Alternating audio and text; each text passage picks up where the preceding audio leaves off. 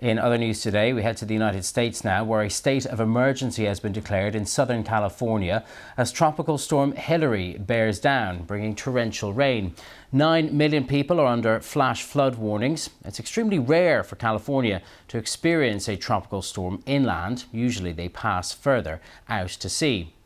Well, these pictures show water streaming down the streets of Palm Springs, a city in the desert east of Los Angeles. It usually looks much drier than this. Some schools there will be closed this Monday so that they can check for damage. And there are some pretty fierce winds here in Cathedral City. People are being warned to stay inside and avoid being injured. And look at this coming from Death Valley. It's known for its extreme temperatures, but now the desert environment has been inundated with water. A lake could form there with the waters. Well, Rob Maeda, who is an NBC area meteorologist based in San Jose, California, he's been closely tracking Storm Hilary. Well, it is unusual. A lot of times this particular storm is compared to the tropical storm which made landfall in Southern California back in 1939. So we don't see these too often. Usually the ocean temperatures off our coast prevent these storms as they approach. As warm core low pressure systems, they tend to weaken on approach, or they kind of curve back out offshore. But that's not the case with Tropical Storm Hilary. We heard the soundbite there from the National Hurricane Center. They just repositioned this storm. Very interesting. If you see over my shoulder, the storm center is actually located very close to downtown Los Angeles, and within the last 2 hours, we've heard reports of a lot of flash flooding, swift water rescues, and flooded roadways from western LA County out to Ventura County. And you can see the path of the storm. The remnant low will track northward up towards Nevada, bringing the potential of flooding towards Lake Tahoe and the Sierra. So some of the headlines that we're seeing across Southern California, half the state now under these flood watches, high wind warnings, and still that ongoing tropical storm warning across Southern California, where the rain totals, as mentioned, impacting some of the driest parts of the state.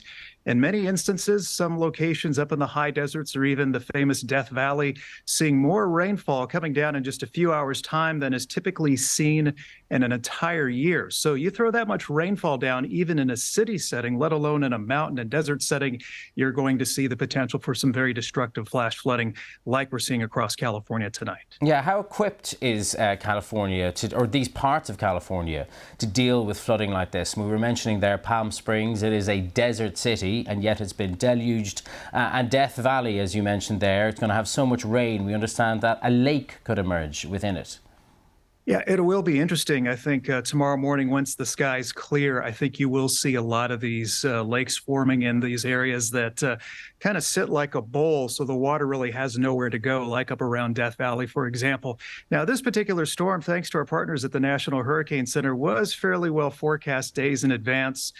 You had local agencies preparing, swift water rescue teams from the Bay Area, for example, trained to deal with these high volume precipitation events, to be moving down into Southern California in position at the ready in case they're needed. And we're hearing a lot of those cases playing out tonight, with roadways impacted along the coastline there south of Los Angeles and out towards Ventura County.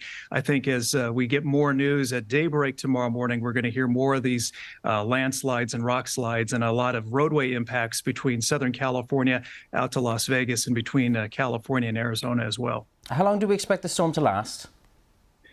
Yeah, right now it looks like the worst of it is coming through. If you look at the futurecast there behind me, the worst of the rain starts to lift away from Southern California, we think, as we go through the day on Monday, which will reposition some of those heavier rain rates over the southern Sierra and up towards the Lake Tahoe Basin.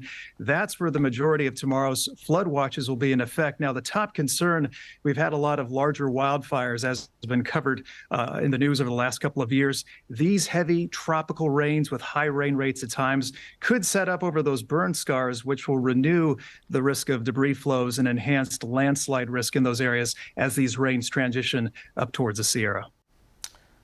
Meteorologist Roy Laida there.